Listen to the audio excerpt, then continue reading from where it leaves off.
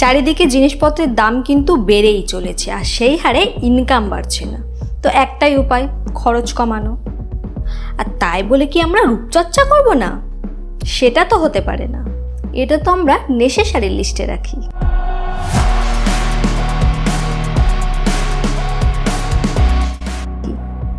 নমস্কার, আমি টিঙ্কু, আর তোমাদের সবাইকে আমার চ্যানেলে স্বাগত। এই গরমে দই কিন্তু সবার ঘরেই থাকে, আর এই দই দিয়েই আমি তোমাদেরকে একটা খুব ভালো ফেসিয়াল করে দেখাবো। তো চলো চটপট দেখে নিই।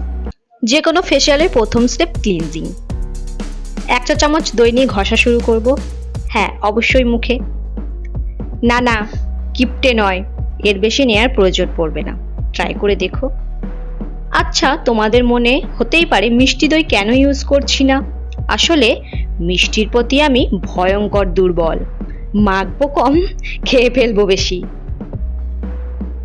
বিশেষজ্ঞরা ফ্লেভার ইয়োগার্ট ইউজ করতে বারণ করেছে স্কিনে। মিষ্টি দই অ্যাডেড সুগারও থাকে।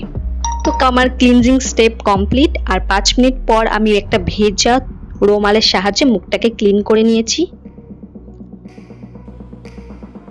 তো সেকেন্ড স্টেপ স্ক্রাবিং। এবারও ঘষবো, কিন্তু একটু আলাদাভাবে।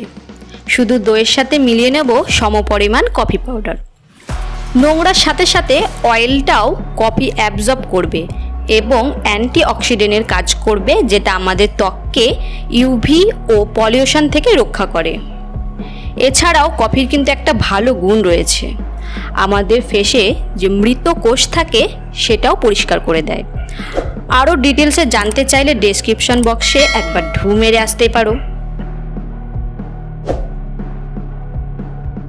তো 2 মিনিট ধরে স্ক্রাবিং করার পর আমি একটা ভেজা রুমালের সাথে মুখটাকে ক্লিন করে নিয়েছি। Third step massage. এখানে আমি 1 টিস্পুন কার্ড এবং 1/2 টিস্পুন কোকোনাট অয়েল নিয়ে নিয়েছি, আর এটাকে ভালো করে ব্লেন্ড করে নিতে হবে যতক্ষণ না এরকম একটা কনসিস্টেন্সি আসছে।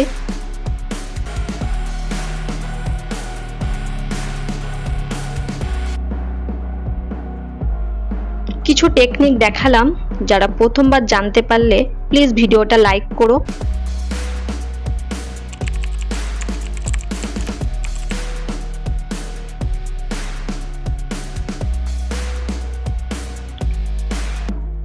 একটু রেস্ট নিয়ে নিতে হবে, কারণ এই স্টেপটা খুব ভাইটাল এবং যথেষ্ট এনার্জির প্রয়োজন।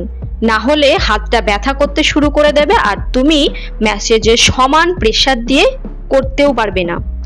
পুরো ব্যাপারটা ঘেটে ঘ হতে পারে।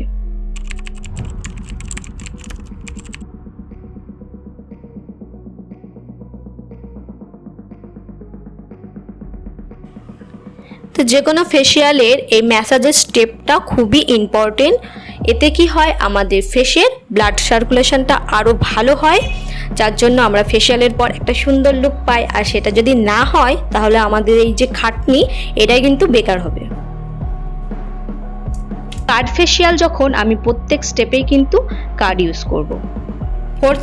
Fourth step face mask. এবারে কিন্তু বড় টেবিল চামচ দই, ততটাই বেসন, আর যদি মুলতানি মাটি থাকে তাহলে তো খুবই ভালো, না হলে বেসন আর একটু মধু আমি অ্যাড করে নিয়েছি। এবার এটাকে ভালো করে ব্লেন্ড করে নিতে হবে।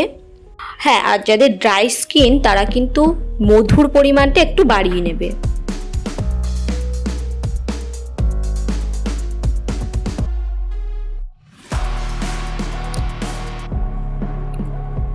এখানে আমি এই ছোট্ট ব্রাশ ইউজ করছি। তোমাদের কাছে যে ব্রাশটা অ্যাভেলেবেল আছে সেটা দিয়ে তোমরা ইউজ করতে পারো। এভাবে পুরো মুখটাকে কিন্তু কভার করতে হবে, মুখে, কানে, গলায় মোটা করে দিয়ে নেবে।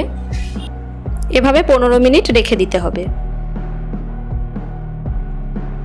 এবার আমি নর্মাল ওয়াটার দিয়ে মুখটাকে ধুয়ে এসেছি। তো দেখতেই পাচ্ছ কতটা গ্লো করেছে। যদি আমি বুঝতে পারছি না যে ফোনে কতটা তোমরা বুঝতে পারছো, একটু ভালো করে ডিপলি দেখলে তোমরা বুঝতে পারবে। তো এখন 5th স্টেপ ময়েশ্চারাইজিং।